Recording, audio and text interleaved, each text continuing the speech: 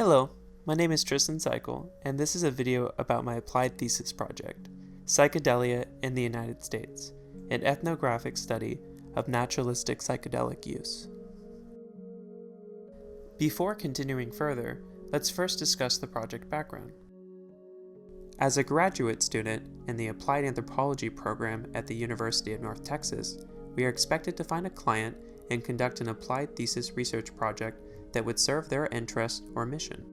My interest in studying the topic of naturalistic psychedelic use, which refers to psychedelic use that occurs in non-clinical, underground, or ceremonial settings, led me to pursue a topic-driven client search, wherein I sought to work with an organization dedicated to psychedelic research and advocacy that would benefit from increasing knowledge about psychedelic use in naturalistic settings. Fortunately, the San Francisco-based nonprofit organization, ERIE, which stands for Entheogenic Research, Integration, and Education, was interested in conducting an ethnographic study with me to examine the lives of people who use psychedelics across the United States. The data collection process occurred from May 2019 until August 2019 and consisted of an online survey along with semi-structured interviews conducted in person, over the phone, or through video chat apps such as Skype. Surveys were used to help establish a quantitative overview of the study population, while semi-structured interviews were employed to provide more comprehensive and in-depth perspectives. In total, I collected 103 survey responses along with 25 interviews.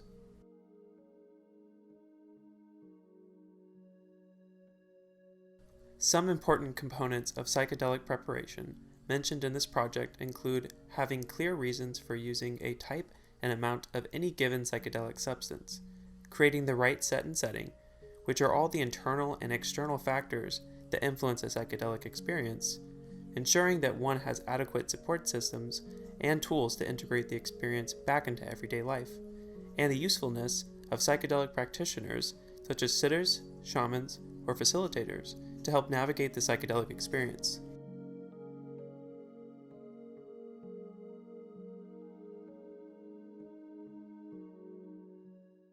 "88% of survey respondents agreed that psychedelics influenced their perception of nature, while 84% of interviewees mentioned that their psychedelic use has enabled them to feel more connected to nature and better able to recognize patterns of nature within their everyday life.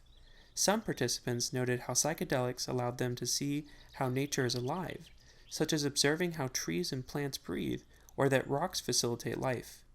Given that we are currently witnessing an anthropocentric mass extinction event for species across the globe, the potential of naturalistic psychedelic use as a tool for cultivating deeper appreciation and concern for the environment should not be underestimated."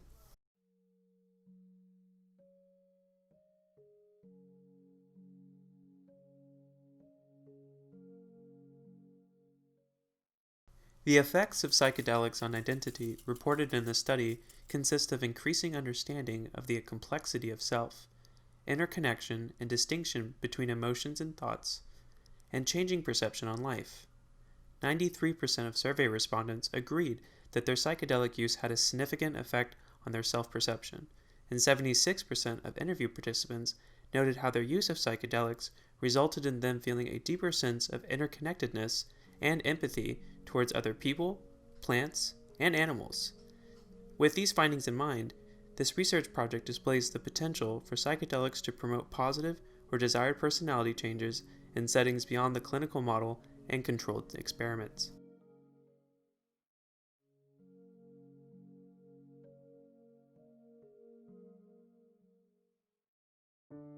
Interview responses revealed the significant role that psychedelics play in either appreciating or creating forms of artistic expression, which was also reflected in the survey data, given that 88% believed psychedelic use to have influenced their perception of art and music. Effects of psychedelic use on participants' creative expressions consist of the therapeutic value of using art as a form of integration, increased interest and ability in creating art or music, and deeper appreciation for certain types of art and music. For example, 8 interview participants mentioned using psychedelics to induce effects that would enhance music appreciation at a concert or increase social bonding, especially when used within a close friend group.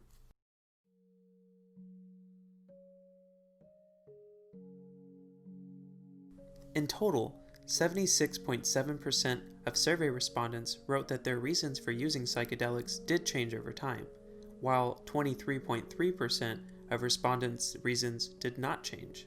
For the former category, the primary changes in participant reasons for psychedelic use went from initially being centered on recreation and enhancing an experience, like at music festivals, concerts, or at a party, to viewing psychedelics as a tool for healing, connectivity, creative expression, and psychospiritual development.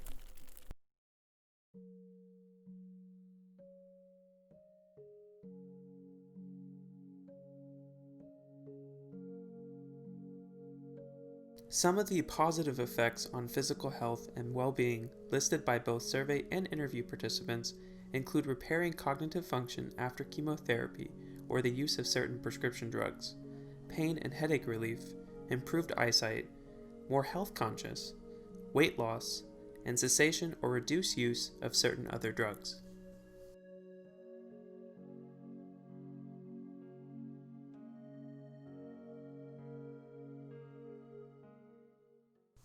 Effects of psychedelic use on mental health reported in this study include revealing deeper aspects of the psyche and unhealthy rationalizations, optimism, happiness, self-improvement, healing from trauma, emotional openness, relief from PTSD, anxiety, and depression. These findings that psychedelics are being used in naturalistic settings to treat legitimate medical needs challenges a misconception that underground psychedelic use is mostly recreational.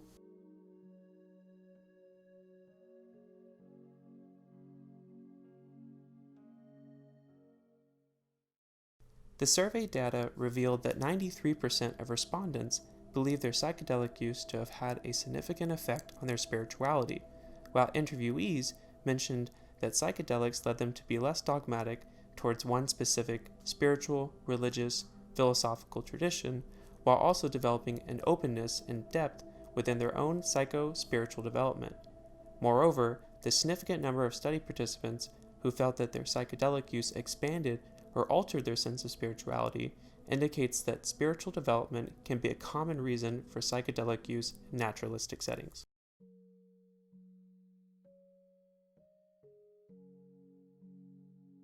In terms of affecting access, some participants noted high cost and that their connections to the underground psychedelic economy were unreliable and subject to change, especially over time, which contributed to periods where they'd either reduce or not use psychedelics at all. Moreover, punitive U.S. drug laws led 4 participants to only seek out or prefer psychedelic experiences in places that have legalized the use of certain psychedelics.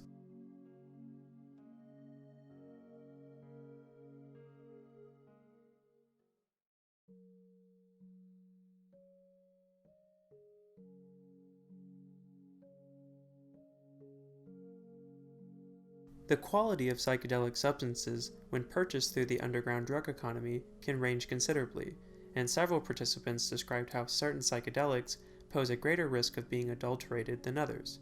For instance, substances such as MDMA and LSD were believed to pose a great enough risk for quality issues that some interviewees recommended using a drug checking kit before their use of those substances, whereas drugs like psilocybin mushrooms were not considered necessary to test.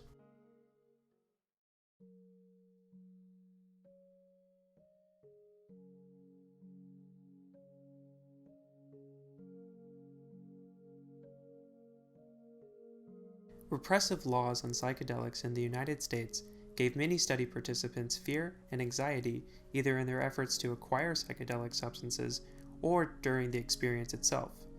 Risk of jail time, unemployment, and losing child custody were some factors listed by several participants as great enough to cause them to cease their psychedelic use.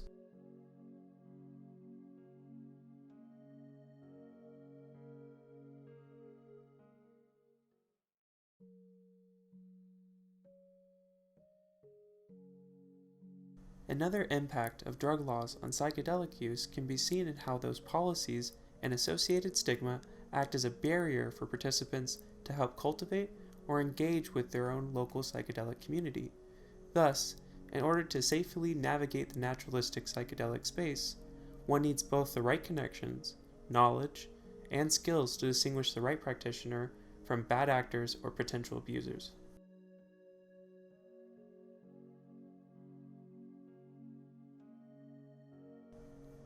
Based on careful review of the project findings, here are some recommendations for the re-emerging field of psychedelic science and advocacy. 1. A call for future research to investigate the differences between using psychedelics in clinical, underground, or ceremonial contexts. 2. There must be greater focus on the psychedelic use of different social groups that experience structural oppression. Ideally, these studies should be done using participatory action research, which seeks to have participants be co-investigators and play a more active role in the research process. 3. We need to create a guide for safe and responsible psychedelic use in naturalistic settings. While psychedelic harm reduction resources already exist, there should be more specific advice for people who use psychedelics in underground or ceremonial settings. 4. Lastly, it's important for psychedelic communities to embrace the decriminalization as well as safe supply for all psychoactive substances.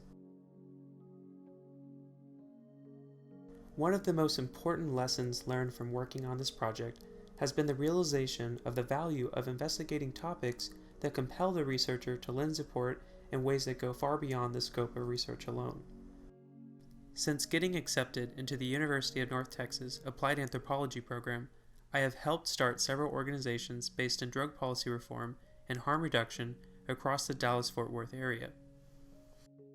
In the summer that preceded my first semester of grad school, a group of peers and I created the University of North Texas Students for Sensible Drug Policy, a student organization dedicated to providing our community with harm reduction-based education, services, and advocacy for local drug policy reform.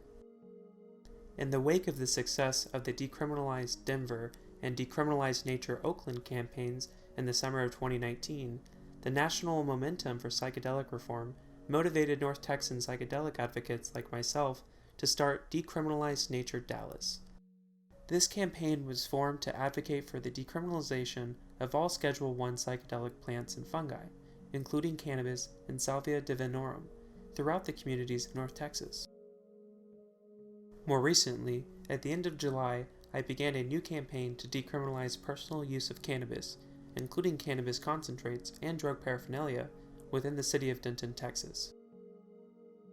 Thank you for tuning in, and feel free to reach me at tristanseikel@gmail.com if you would like to learn more about my research.